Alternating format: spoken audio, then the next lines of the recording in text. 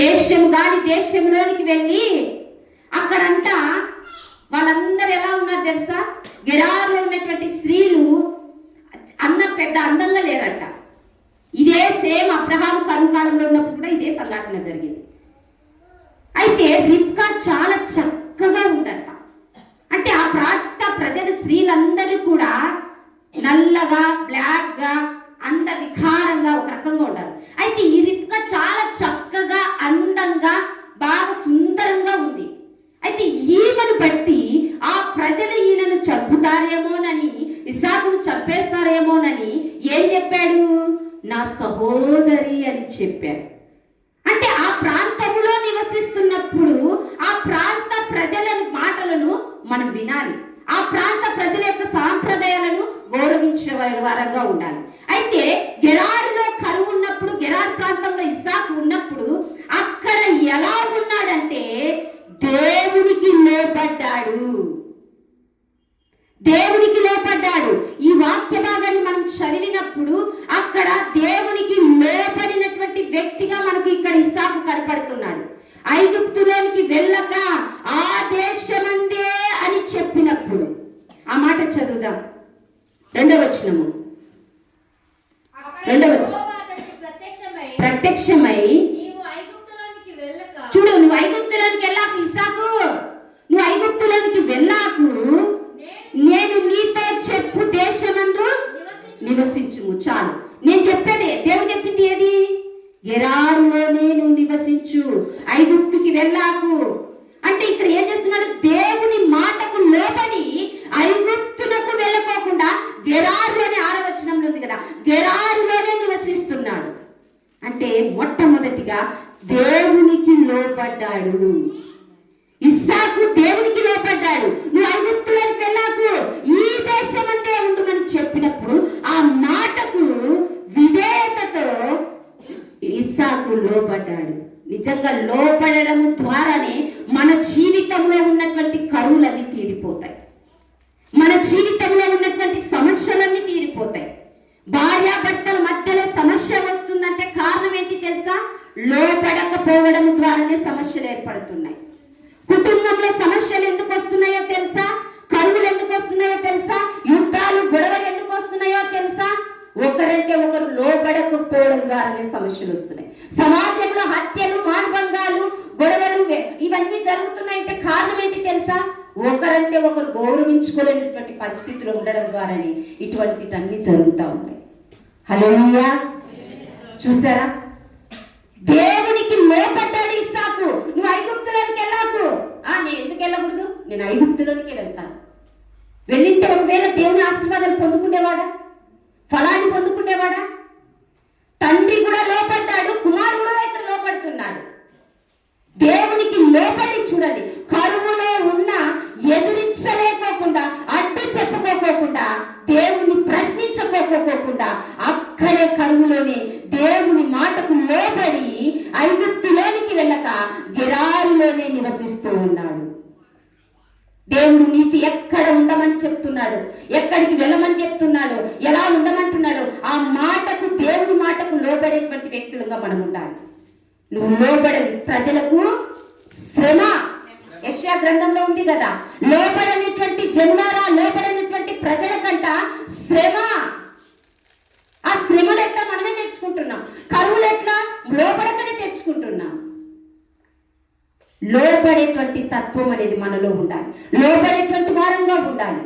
అబ్రహాము కూడా చూడండి, హెబ్రీయులకు రాసిన పత్రిక 11వ అధ్యాయం 8వ వచనంలో, హెబ్రీయులకు రాసినటువంటి పత్రిక, తన తండ్రి అయినటువంటి అబ్రహాము గారు కూడా చూడండి, అబ్రహాము జీవితంలో నుంచే ఇస్సాకు చాలా పాఠాలు నేర్చుకున్నాడు. తన తండ్రి యొక్క మాదిరిని తీసుకున్నాడు. అబ్రహాము పిలువబడినప్పుడు విశ్వాసమును బట్టి ఆ పిలుపునకు లోబడి తాను స్వాస్యముగా పొందనైనటువంటి ప్రదేశమునకు బయలు వెళ్ళను. ఎక్కడికి వెళ్ళవలను అది ఎరుగక బయలుదేరి వెళ్ళాడు. చూడండి, అబ్రహాము పిలిచాడు 12వ అధ్యాయం ఆదికాండంలో, అబ్రహాము నీ బంధువుల నుంచి, నీ దేశం నుంచి, నీ యొక్క ఉన్నత సంస్థాన్ని విడిచిపెట్టి రాయ్యా, నేను చూపించే దేశానికి వెళ్ళన్నాడు. పిలుపునకు లోబడి. అబ్రహాం లోబడ్డాడు కాబట్టే ఇక్కడ రెండోసారి కరువు వచ్చినప్పుడు తండ్రి యొక్క మాటలను గుర్తు చేసుకొని దేవునికి లోబడుతూ ఉన్నాడు ఇస్సాకు. హల్లెలూయా. నిజంగా ఇలాంటి లోబడే తత్వం అనేది మనం నేర్చుకోవాలి. ఇంత మాత్రమే అబ్రహాము ఇస్సాకు ఇక్కడ మాత్రమే లోబడ్డాడా? బలి ఇస్తున్నప్పుడు కూడా ఆదికాండం 21వ అధ్యాయంలో మనం అక్కడ చూసినట్లయితే అక్కడ కూడా 22వ అధ్యాయంలో చూస్తే మొరియా పర్వతం మీద ఏం చేశాడు? బలి ఇవ్వడానికి వెళ్ళినప్పుడు తండ్రి చేతులు కట్టేసి బలిపీఠం మీద పెడుతున్నప్పుడు కట్టెత్తి చెప్పబోతున్నప్పుడు కూడా ఒక్క మారు కూడా ఇస్సాకు మాట్లాడుకోకుండా, ఒక్క మాట కూడా ఎదిరించుకోకుండా, నన్నెందుకు చంపుతున్నావు, నన్నెందుకు బలి ఇస్తున్నావని ఎదిరించుకోకుండా చిన్నతనములోనే తండ్రికి లోబడినటువంటి వాడు. కానీ ఇక్కడ ఇస్సాకు ఎవరికి లోబడుతున్నాడు? దేవునికి లోబడుతున్నాడు. నిజంగా దేవునికి లోబడేటువంటి వారు ఎవరికైనా లోబడతారు. లోబడేటువంటి తత్వము దేవుని లోబడి, దేవుని మాటకు లోబడి, దేవుని యొక్క ఆజ్ఞలకు లోబడి, దేవుని చిత్తానికి లోబడి బ్రతుకుతారో వారంతా ఎవరికైనా లోబడి జీవిస్తారు. దేవుని దగ్గర వంగినోడు ఎక్కడైనా వంగుతారు. పెద్దలను లోబడతారు. సమాజంలో ఉన్నటువంటి పెద్దలకు, అందుకే కదా రోమపత్రికలో ఉంది కదా, మీ పైన ఉన్నటువంటి అధికారులకు లోబడి ఉండండి. మనం విర్రవిగామనుకోండి, లొంగకోకుండా లోబడకోకుండా, అంటే అన్ని విషయాలలో కాదు, కొన్ని విషయాలలో మనం అధికారులకు, పెద్దలకు, దేవుని మాటకు, దేవుని చిత్తానికి.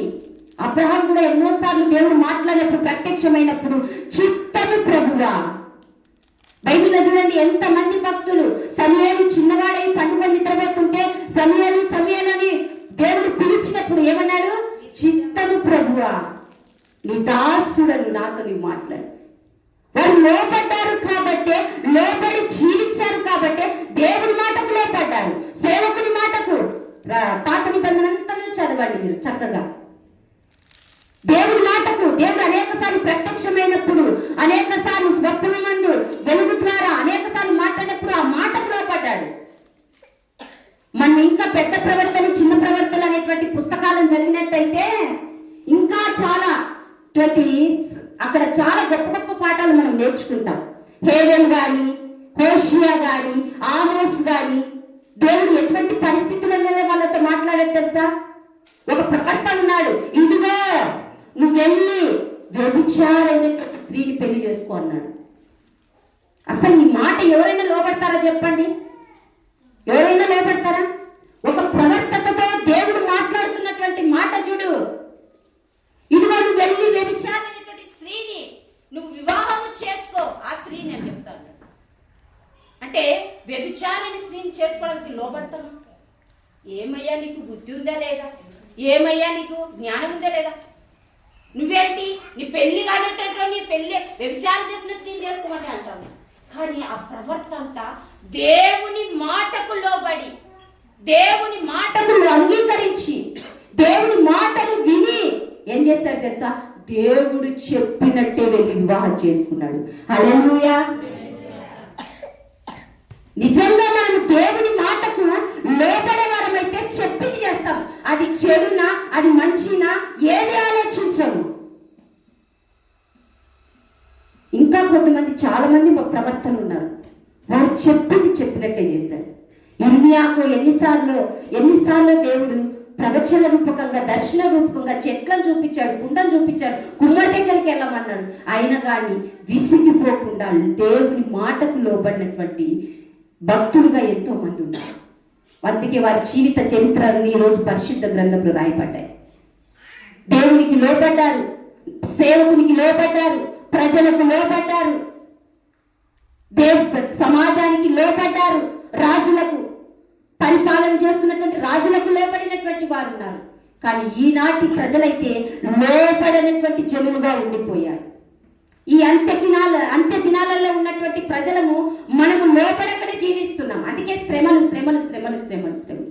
కష్టాలు ఎందుకు వస్తున్నాయి, కరువులు ఎందుకు వస్తున్నాయంటే, ఇబ్బందులు ఎందుకు వస్తున్నాయంటే మనము లోపడకనే. రోమపత్రిక 2వ అధ్యాయము 8వ వచనము, దుర్నీతికి లోబడి వారికి ఉగ్రత. 2:8 సత్యమునకు లోబడిన దుర్నీతికి లోబడిన వారి మీదికి దేవుని ఉగ్రతను రౌద్రమును వచ్చును. దుష్కార్యము చేయు ప్రతి వాడు కూడా ఆత్మకును మొదట యూదునికి గ్రీకు దేశకు శ్రమ వేదన కలుగును. చాలు చూడండి, లోపడినటువంటి వారికంట దుర్నీతికి లోపడేటువంటి వారి మీదికి, దేవుని మాటకు లోపడినటువంటి వారి మీదికంట ఉగ్రతను రోగమును వచ్చునంట, వేదన శ్రమలు కూడా కలుగుతాయంట.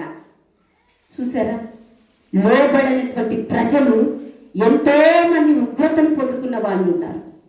లోబడక ఉగ్రతను దేవుని యొక్క రౌద్రమునకు గురైనటువంటి వారు. దేవుని వాక్యమే కొత్త నిబంధనలో చెప్తుంది. అపొస్తలులైన పౌలు రోమీలకు చెప్తున్నారు, ఇదిగో ప్రజలారా, మీరు దుర్నీతికి లోపడుతున్నారేమో, అన్యాయానికి లోపడుతున్నారేమో, అది కాదు, దేవునికి లోబడి ఉంటే, నీతికి లోబడి ఉంటే, సేవకునికి లోబడి ఉంటే, సంఘానికి లోబడి ఉంటే, పెద్దలకు లోబడి ఉంటే మీకు శ్రమయు ఉగ్రతయు వేదనయు కలుగదు అంటున్నాడు. ఇవన్నీ రావడానికి కారణం ఏంటి తెలుసా? లోబడకపోవడమే. దేవుని వాక్యం వింటున్నప్పుడు ఆ వాక్యానికి లోబడడం లేదు. చెప్పింది వీళ్ళే కదా, ఏం వింటావులే చిన్నోళ్ళు, వీళ్ళే కదా, వీళ్ళు అలాగే చెప్తారులే. దేవుడు ఎవరికి ఇచ్చిన అభిషేకాన్ని బట్టి, ఎవరికి ఇచ్చిన తలాంతులను బట్టి, ఎవరిని ఏ సామర్థ్యంలో వాడుకోవాలో దేవుడు అదే రీతిగా వాడుకుంటారు. ఇప్పుడు బాబు పాస్టర్ వాక్యం చెప్పినట్టు నేను చెప్పాలంటే నా అభిషేకం వేరు, నా ప్రార్థనా జీవితం వేరు, నా భక్తి జీవితం వేరు. ఆయన వాక్య పరిచయ విధానం వేరు, ఆయన దర్శనం వేరు, ఆయన విధానం భక్తి అంత విధానం వేరు. అలాగే చెప్పాలంటే బైబిల్లో చూడండి, ఎంతమంది ప్రవర్తలే ఉన్నారు, సేవకులు ఉన్నారు, బోధకులు ఉన్నారు, సువార్థికులు ఉన్నారు. అందరూ ఒకేలాగా ఉండారా? అందరూ ఒకేలాగా బోధించారా? బాప్తిసం ఇచ్చేటువంటి యోహాను బాప్తిస కార్యక్రమం ద్వారా సువార్త ప్రకటించాడు, అరణ్యంలో సువార్త ప్రకటించాడు. అపొస్తలులైన పౌలు ఒక్కొక్క ప్రాంతానికి వెళ్ళి శిష్యులందరూ ప్రకటన చేశారు, వారి యొక్క దేవుని వాక్యాన్ని బోధించారు. అపొస్తలులైన పౌలు ఒక్కొక్కరు ఒక రకంగా ఉంటారు, కానీ ఎవరు చెప్తున్నారు అనేది మనకు ప్రాముఖ్యమైనది కాదు, కానీ ఎవరి ద్వారా దేవుడు మనతో మాట్లాడుతున్నారని దాన్ని బట్టి మనం లోబడి వారంగా ఉండాలి. హల్లెలూయా. లోబడినప్పుడే ఉగ్రత నుంచి తప్పించబడతాం, రోగం నుంచి తప్పించబడతాం, శ్రమల నుంచి తప్పించబడతాం, వేదన నుండి తప్పించబడతాం. యాకోబు రాసినటువంటి పత్రిక 4వ అధ్యాయం 7వ వచనం, 4వ అధ్యాయం 7వ వచనము. కాబట్టి దేవునికి లోబడి ఉండండి, అపవాదిని ఎదిరించండి, అప్పుడు మీ యొద్ద నుండి నువ్వు ఎప్పుడైతే దేవునికి లోబడతావో, ఎప్పుడైతే దేవునికి లోబడి జీవిస్తావో, ఎప్పుడైతే దేవుని మాటలకు లోబడి ఉంటావో, ఉగ్రత నీ నుండి పారిపోతుంది, శ్రమలు నీ నుండి పారిపోతాయి, వేదన నీ నుండి పారిపోతుంది. దేవుని యొక్క క్రోధమును, కోపమును, ఉగ్రతయు నీ నుండికి రాకోకుండా అది దూరంగా పారిపోతుందట. హల్లెలూయా. ఇక్కడ అపవాది కూడా, నువ్వు దేవుని మాటకు లోపడితే అపవాది కూడా నీ చెంతకు రాడు. ఏదో తిరుగుతా ఉన్నట్టుందమ్మా ఇంట్లో, ఎందుకు తిరుగుతా ఉంటాను, ఏదో కనపడుతుంది, ఏదో చేశారు, భయాలు అంతే.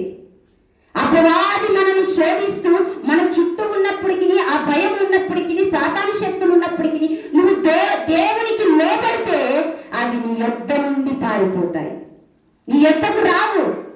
ఏ శ్రమలు, ఏ కష్టాలు, ఏ కరువులు కూడా రావు. ఎప్పుడు తెలుసా? దేవునికి లోబడినప్పుడు. ఇస్సాకు దేవునికి లోబడ్డాడు, తండ్రికి లోబడ్డాడు, ఆ దేశపు రాజుకు అబీమెలెకుకు లోబడ్డాడు, పెద్దలకు లోబడ్డాడు.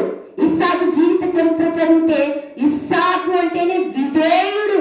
అసలు ఇస్సాకు అని పేరు ఉంటానే గొప్ప విధేయుడు మాదిరి ఎవరంటే ఇస్సాకే. అంత లోపడే తత్వము, విధేయత, తగ్గింపు కలిగినటువంటి వాడు. అందుకే కరువులో ఉన్నప్పటికీ కూడా దేవునికి లోబడ్డాడు, అందుకే 100 ఫలాన్ని దేవుడు ఇచ్చాడు. రెండోది చూద్దాం, కరువులో ఇస్సాకు ఎలా ఉన్నాడంటే 26వ అధ్యాయం, ఆదికాండం 26వ అధ్యాయం 9వ వచనం. 26:9. అప్పుడు అబీమెలెకు ఇస్సాకును పిలిపించి, చూడండి, ఇందాక చెప్పాను కదా, ఎవరు ఈమె అంటే నా చెల్లెలని చెప్పాడు. చెల్లెలని చెప్తే వీళ్ళిద్దరంట పక్కన 8వ వచనంలో చదువు. అతడు చాలా దినములు 8వ వచనం అక్కడే ఉన్నాడు.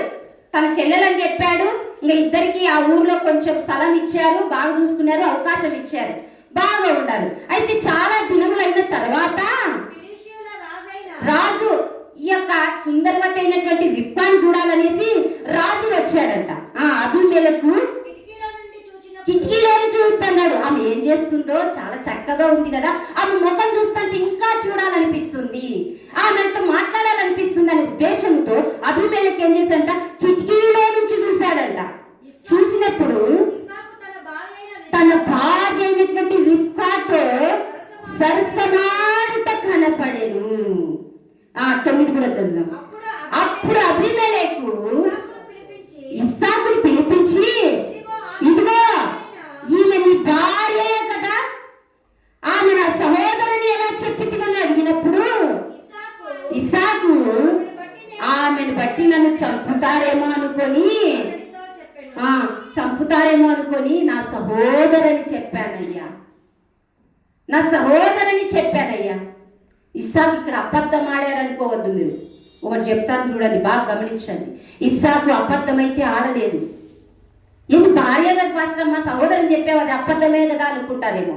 ఇక్కడ మీరు బాగా తెలుసుకోవాల్సిన విషయాలు ఏంటంటే, ఆనాటి కాలంలో తండ్రులు ఒక్క తండ్రే ఉంటాడు, తండ్రి ఒక్కడే, కానీ తల్లులు వేరే వాళ్ళు ఉన్నప్పుడు తల్లిని అంటే అమ్మలు తండ్రి ఒక్కడే, తల్లులు ఇద్దరైనప్పుడు వారు ఏం చేస్తారు తెలుసా? ఇప్పుడు ఇద్దరు ఉన్నారనుకోండి, ఒకే తండ్రి, ఆ తండ్రికి 2 భార్యలు. ఈ యొక్క భార్య యొక్క బిడ్డను, ఆడబిడ్డ ఉంది, ఈ భార్యకు మగపిల్లలు ఉన్నారు, వీళ్ళిద్దరు పెళ్లి జరుగుతుంది. ఆనాటి కాలంలో అలాగే జరుగుతూ వచ్చింది వివాహం. అంటే వేరే యొక్క తల్లి కూతుర్ని ఇతను చేసుకునేవాడు. అట్లా సహోదరి వరుసనే వచ్చేది, కానీ భార్య ఇస్సాకు. అయితే అబద్ధం ఆడలేదుగా నిజమే చెప్పాడు. అందుకు మీరు చంపుతారేమోనని తెలిసి, ఇప్పుడు ఇదే సాంప్రదాయం ముస్లిమ్స్ కూడా చేస్తున్నారు తెలుసా. ముస్లిమ్స్లలో కూడా ఇలాగే జరుగుతూ ఉంది. నేను చూశాను కూడా, పొద్దుటూళ్ళో ఎక్కువ శాతం ఉంటే తండ్రి ఒక్కడే ఉంటారు, కానీ తల్లులు వేరైనా వాళ్ళ పిల్లలను వీళ్ళు, వీళ్ళ పిల్లలు వాళ్ళ పెళ్ళిళ్ళు చేసుకుంటారు. అది అబ్రహాం దగ్గర నుంచే ఇస్రాయేలీలు ముస్లిమ్స్ ఇస్మాయిల్ సంతానం కాబట్టి వాళ్ళు ఇప్పుడు కూడా ఆ యొక్క క్రమాన్ని పాటిస్తూనే ఉంటారు. అయితే ఇక్కడ సహోదరుని చెప్పేది ఏంటయ్యా అని రాజు అడిగినప్పుడు అంట, అక్కడ చూడండి, ఇస్సాకు ఏం చేస్తున్నాడు? తప్పించుకోలేదు. నిజమేనయ్యా, నేను చెప్పింది నిజమే, సహోదరనే చెప్పాను. ఇదే మాట అబ్రహాం దగ్గర చూస్తే, ఇదే మాట నేను మీకు చెప్పింది చెప్తాడు. అబ్రహాం ఏమని చెప్తాడు తెలుసా? తండ్రి ఒక్కడే గాని తల్లులు వేరు అని చెప్తాడు అబ్రహాం. చూడు, చదవండి, మీకు చదివితే అర్థం అవుతుంది. 18వ అధ్యాయం ఇందాక చదివాం కదా, ఎక్కడ 12వ అధ్యాయంలో చూడండి. ఇలాగే ఆ రాజు కూడా కనుక్కున్నప్పుడు 12వ అధ్యాయంలో ఎలా చెప్పితివి,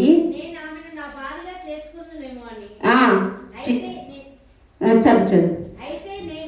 అయితేనేమి ఇదిగో నీ భార్య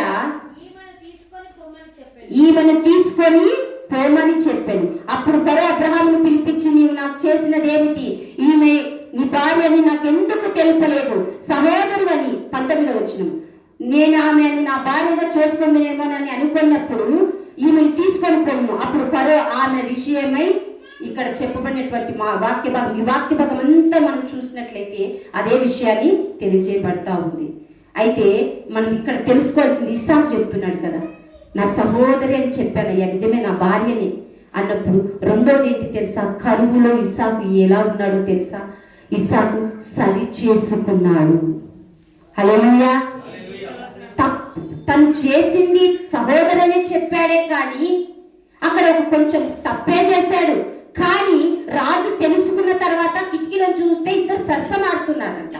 భార్యాభర్తలు ఇద్దరు కొంచెం క్లోజ్గా ఉండి మాట్లాడుకుంటా ఉంటే అప్పుడు డౌట్ వచ్చింది, ఇంత సరసమాడుతున్నాడే, ఇంత క్లోజ్గా ఉండి మాట్లాడుతున్నాడే, సహోదరితో మాట్లాడేటువంటి సంభాషణ అయితే కాదే, ప్రవర్తన అయితే కాదే అని డౌట్ వచ్చి పిలిపించి అడిగితే, ఏంటి నీ భార్యనే కదా, నువ్వు ఎందుకు అలా అబద్ధం చెప్పినప్పుడు అన్నప్పుడు కప్పు పుచ్చుకోకుండా, ఆ తప్పును కవర్ చేయకోకుండా ఏం చేశాడు, సరి చేసుకున్నాడు. నిజమేనయ్యా, నా సహోదరిని చెప్పాను, కానీ ఈమె నిజంగా నా భార్యనే. భయముతో రహస్యముగా భార్యతో మాట్లాడుతున్నాడు. చూడండి, ఎక్కడ చంపేస్తారేమోనని లోపలని రహస్యంగా ఏం చేస్తున్నాడు, భార్యతో మాట్లాడుతున్నాడు, ముచ్చటిస్తున్నాడు. కానీ రాజు కంటపడింది. ఎవరు చూడలే అనుకుంటాము, కానీ ఎవరో ఒకరు ఖచ్చితంగా చూస్తారు. చాలా మంది అంతే, చేసిన తప్పులు ఎవరు చూడలే, ఎవరికి తెలియదులే, ఇంకేం కాదులే అని దర్జాగా చేస్తూ, తప్పులు చేస్తూ, కవర్ చేసుకుంటూ లోపల పెట్టుకొని మనం ఉంటాం. కానీ నిప్పు భూమిలో దాచిపెట్టిన ఏదో ఒక రోజు బయటికి వస్తుంది. నిజమనేది నిప్పు లాంటిది. ఇక ఇస్సాకు జీవితంలో కూడా ఆ తప్పును కప్పుపుచ్చాడు. తన భార్య అనే విషయాన్ని ఎవరికి తెలియకుండా దాచిపెట్టాడు. కానీ ఒక్కరోజు బట్ట బయలుపడిపోయింది. మనం చేసే అతిక్రమంలైనా, మనం చేసే పాపాలైనా, మనం చేసే తప్పులైనా, పొరపాట్లైనా ఏదో ఒక రోజు బయటపడతాయి. ఆ బయట పడక ముందే మనం ఏం చేయాలి తెలుసా, సరి చేసుకునేటువంటి వారంగా ఉండాలి. ఇక్కడ ఇస్సాకుకు బయటపడింది. బయటపడిన తర్వాత ఇంకా చాలు, ఇన్ని రోజులు రహస్యంగా ఉంచాను, ఇన్ని రోజులు నేను తప్పు చేశాను, ఇన్ని రోజులు నా భార్య కాదు సహోదరుని చెప్పుకుంటూ తిరిగాను, ఇంకా నేను దాచి ఉంచలేను అనుకొని రాజు దగ్గర ఏం చేస్తున్నాడు తెలుసా, సరి చేసుకున్నాడు, సరిదిద్దుకున్నాడు తన తప్పును. మళ్ళీ తర్వాత అతడు ఏమన్నా చేశాడా, ఏమీ అనలేదు. నిజంగా మనం తప్పులు దేవుని దగ్గర ఒప్పుకున్నట్టయితే కనికరము కలిగిన దేవుడు నిన్ను కరుణిస్తాడు. అందుకే సామెతల్లో ఉంది కదా, అతిక్రమమును దాచిపెట్టువాడు వర్తిల్లడు. నువ్వు ఎన్ని దాచిపెట్టినా కానీ వర్తిల్లవు. కరువుతోనే ఉంటావు, సమస్యలతోనే ఉంటావు, వేదనతోనే ఉంటావు, ఉగ్రతతోనే ఉంటావు, కష్టాలు శ్రమలతోనే ఉంటావు. అయితే దానిని ఒప్పుకొని విడిచిపెట్టువాడు కనికరమును పొందుతాడు. ఇక్కడ ఇస్సాకు కూడా అంతే, ఒప్పుకున్నాడు, సరి చేసుకున్నాడు. అవునయ్యా, నేను చేసింది తప్పే, నన్ను క్షమించాను.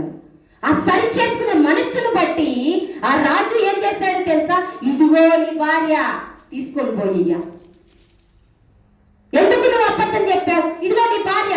ఒకవేళ నేను ఆమెను పెళ్లి చేసుకుంటే, ఒకవేళ ఆమెను నా భార్యగా చేసుకుంటే దేవుడి యొక్క ఉగ్రత వచ్చేది కదా. నేను, నా దేశమును, నా జీవితము, నా పిల్లల కుటుంబం అంతా నాశనం అయిపోయారు. ఇదిగో వద్దు, తీసుకొని వెళ్ళిపోవాలి. నిజంగా ఒప్పుకున్నప్పుడు, సరి చేసుకున్నప్పుడు దేవుడి కనికరం అనేది మన పైకి వస్తుంది. నువ్వు కప్పు పెడతా వచ్చావనుకో, అది కుళ్ళిపోయి వాసన వచ్చి కృషించిపోయి దేవునికి పనికి రాకోకుండా నిత్య నరకానికి పాత్రమైతాం. హల్లెలూయా. అందుకే కప్పు మనం సరి చేసుకోవాలి. ఒప్పుకొని సరి చేసుకుంటే ఇస్సాకుకు విడుదల వచ్చినట్టుగా, స్వేచ్ఛ వచ్చినట్టుగా మనకు కూడా స్వేచ్ఛ, విడుదల అనేది వస్తుంది. అందుకే మనం ఎలా తెలుసా, యాకోబు పత్రిక 1వ అధ్యాయం 23వ వచనం. యాకోబు 1వ అధ్యాయం 23వ వచనం. ఎవడైనను వాక్యము అను వినువాడైంది దాని ప్రకారం ప్రవర్తింపని వాడైతే తన అద్దములో తన సహజ ముఖమును చూచుకొని మనిషిని పోలి ఉండవలెను. అంటే మనము సరి చేసుకోవాల్సింది ఎక్కడో తెలుసా, వాక్యం అనేటువంటి అద్దములో సరి చేసుకోవాలి. నువ్వు వాక్యం అనేటువంటి అద్దం ముందు నిలబడు. నీకు ఎక్కడ మచ్చ ఉందో, ఎక్కడ ఏ దాగు ఉందో, ఎక్కడ ఏ మరకలు ఉన్నాయో, ఎక్కడ ఏ తప్పులు ఉన్నాయో, ఎక్కడ ఎలా నువ్వు కవర్ చేసుకో, ఎలా ఉండాలనేది అద్దం మీద నువ్వు అద్దం ముందు నిలబడితే నీ ప్రతిరూపం ఏంటో నీకు కనపడుతుంది. నువ్వు లాగుండావా, సన్నగుండావా, నల్లగుండావా, తెల్లగుండావా, వంకరగా ఉన్నావా, లేకపోతే ఏమన్నా మరకలు కానీ, మసి కానీ, మచ్చలు కానీ ఏమైనా ఉన్నాయనేది ఎలా తెలుస్తుంది మనకు? అద్దం ముందు నిలబడినప్పుడే. నువ్వు సరి చేసుకోవాలంటే అద్దం ముందు నిలబడాలి. వాక్యం అనేటువంటి అద్దం ముందా, మన ఇంట్లో ఉండే అద్దం ముందు కాదు. ఆ అద్దం మీద నిలబడ్డా వాళ్ళకు కొంచెం నల్లగా అయినట్టు ఉండాడు, ఏదో పూసుకున్నాం అనుకుంటే చూసారా, ఆ అద్దం అంతా మోసమే. నీకు చూపించేదంతా ఏంటి తెలుసా? తెల్లగా ఉండేదని నల్లగా చూపిస్తుంది, నల్లగా ఉండేదని తెల్లగా చూపిస్తుంది, లావు ఉండేదని సన్నగా చూపిస్తుంది, సన్నగా ఉండేదని లావు చూపిస్తుంది. ఆ అర్థం నిన్ను మోసం చేయొచ్చేమో, కానీ వాక్యం అనేటువంటి అర్థము మోసం చేయదు. నీకు ఏమి ఉందో నీ లోపము, ఆ లోపాన్ని కరెక్ట్గా చూపిస్తుంది. అందుకే వాక్యం అనేటువంటి అర్థంలో మనం చూసుకొని సరి చేసుకోవాలి. ఇదిగో వాక్యంలో చూసుకుంటున్నప్పుడు ఇదిగో నాకు కావాల్సిన అందం ఏంటి, నాకు కావాల్సినటువంటి లక్షణాలు ఏంటి, నేను ఉండాల్సిన లక్షణాలు ఏంటి, నేను నడుచుకోవాల్సిన నడక ఏంటి, నేను ప్రవర్తించవలసిన తీరు ఏంటి, ఎక్కడ తప్పు జరుగుతుంది, ఎక్కడ తప్పుగా మాట్లాడుతున్నా, ఎక్కడ తప్పు త్రోవని నడుస్తున్నాను, ఎక్కడ తప్పు చూపులు చూస్తున్నాను అనేది నీకు తెలియచేయబడుతుంది. అప్పుడు చక్కగా సరి చేసుకోబడతాం. హల్లెలూయా.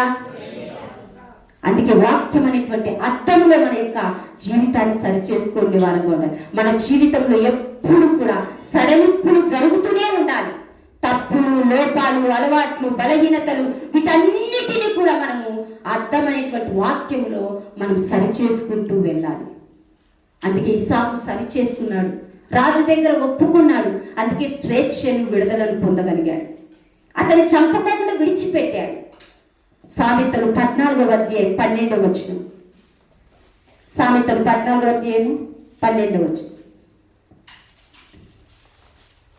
ఒకని ఎదుట సరైనదిగా కనపడు మార్గము కలవు, అయితే అది తుదకు మరణము. నీకు సరైనటువంటి మార్గముగా కనపడుతున్న దానిని నువ్వు భ్రమపడి నువ్వు ఆ మార్గంలోకి వెళ్ళాకు. మనిషికి మనకి ఎలా కనపడుతుంది తెలుసా? నేను బాగానే ఉంటాననిపిస్తుంది. ఏం పాస్టమ్మ వాక్యం అనే అర్థం దగ్గర పోమంటుంది, ఏమైంది? ఆ వాక్యం అనే అర్థం దగ్గరికి పోయినప్పుడు నువ్వు ఏమైంది? పోకుండానే ఏమనుకుంటాను తెలుసా? నేను చేసేది కరెక్టే, నేను మాట్లాడేది కరెక్టే, నేను భక్తి బాగా చేస్తున్నా, ప్రార్థన చేసుకుంటున్నా, వాక్యం వింటున్నా, ఇది అనుకొని మనకు మనం ఏమనుకుంటాం తెలుసా? నేను సరైన మార్గంలోనే ఉన్నాను, నేను కరెక్ట్ గానే ఉన్నాను అనుకుంటాను. కానీ లాస్ట్ గా అది ఎక్కడికి వెళ్తుంది తెలుసా? తుదకు మరణమునకు వెళుతుంది. మనిషిని ఎప్పుడు భ్రమ పెడుతూనే ఉంటాడు. నేను బాగుండా, నేను బాగుండా, నేను బాగుండా, బాగా నడుస్తున్నా, బాగా తింటున్నా, బాగుండాను అనుకుంటూనే లాస్ట్కి ఎక్కడికి వెళ్తాడు తెలుసా? మరణపు చివరి అంచుల వరకు వెళ్తాడు. ఆ భ్రమలో నుంచి మీరు బయటికి రండి. పాపము లేనివాడు, డాలు లేనటువంటి వాడు, మచ్చ లేనటువంటి వాడు, లోపం లేనివాడు, బలహీనత లేనివాడు ఎవరు కూడా భూమి మీద లేరు. ప్రతి ఒక్కరికి పాపములు, బలహీనతలు, లోపములు, అపరాధములు, మాట ద్వారా, చూపు ద్వారా, నడక ద్వారా, పడక ద్వారా, ప్రతి దాని ద్వారా లేచింది మొదలుకొని పండుకునేంత వరకు ఎన్నో తప్పులు చేస్తూనే ఉంటాం. నేను కరెక్ట్ అనుకుంటున్నావంటే ఖచ్చితంగా నువ్వు నిత్య నరకానికి పాత్రుడు. కాబట్టి సాతాను నీకేం చేసింది? గుడ్డితనం కనుక చేసింది. నువ్వు బాగానే ఉంటావు కదా, ప్రార్థన చేసుకుంటున్నావు కదా. మనం ఏం చేస్తుంది తెలుసా? సాతాను భ్రమపరుస్తుంది. ఆ భ్రమలో నుంచి బయటికి రాండి. ఎప్పుడు పరిశుద్ధుడు ఒక్కడు కూడా లేడు, నీతిమంతుడు ఒక్కడు లేడు, విశ్వాసం కలిగిన వాడు ఒక్కడు లేడు. పరిశుద్ధమైన జీవితమును కలిగి ఉండాలి. ఇవన్నిటిని మనం ఏం చేయాలి తెలుసు? తప్పదలను ఒప్పుకోవాలి. ఒప్పుకుంటే కప్పు చూడండి, ఒప్పుకుంటే వాటన్నిటిలో నుంచి మనం సరి చేయబడతాం. హల్లెలూయా. అందుకే మనం ఒప్పుకొని సరి చేయబడాలి. ఇస్సాకు కరువులో ఉన్నా కానీ ఏం చేశాడు? సరి చేసుకున్నాడు. సరి చేసుకోండి. ఇంకా ఎన్ని సంవత్సరాలైనా ఇదే జీవితాన్ని జీవించద్దు, ఎన్ని సంవత్సరాలైనా ఇదే బ్రతకాకండి. అంత్య దినాలలో మనం ఉండాము. చాలా జాగ్రత్త. లేనిపోని రోగాలన్నీ, లేనిపోని వైరస్లన్నీ, భూకంపాలు, యుద్ధాలు, భయంకరమైనటువంటి అంత్య దినాలలో జరుగుతున్న సూచక క్రియలన్నీ ఇప్పుడు జరుగుతున్నాయి. రాకడ సమీపించి ఉన్నది. దొంగ వచ్చినట్టు ఆయన వస్తాడు. ఎప్పుడు వస్తుందో, ఎప్పుడు భూమి అంతమవుతుందో, ఎప్పుడు ఆయన రాకడ వస్తుందో తెలియనటువంటి పరిస్థితులు ఉన్నాం. కానీ క్రైస్తవులమైనటువంటి మనం సరి చేసుకొని ఒక పెళ్లి వధువుగా సిద్ధపడి జీవించే వారంగా ఉండాలి. హల్లెలూయా. ఆయన రాకడకు సిద్ధపడాలంటే నువ్వు సరి చేయబడాలి. సరి చేయబడి పెళ్లి కుమార్తె వలె అలంకరించబడినప్పుడే ఆయన మధ్యాకాశంలోనికి వచ్చి బూరముదినప్పుడు ఆయన మేఘాలలో వాహనం మీద నువ్వు ఎక్కగలిగినటువంటి వధువుగా ఉంటావు. అలంకరించబడాలి. సరి చేయబడాలంటే అలంకరించబడాలి. ఇస్సాకు కరువులో ఉన్నప్పుడు కూడా సరి చేసుకున్నాడు. మూడోది చూద్దాం.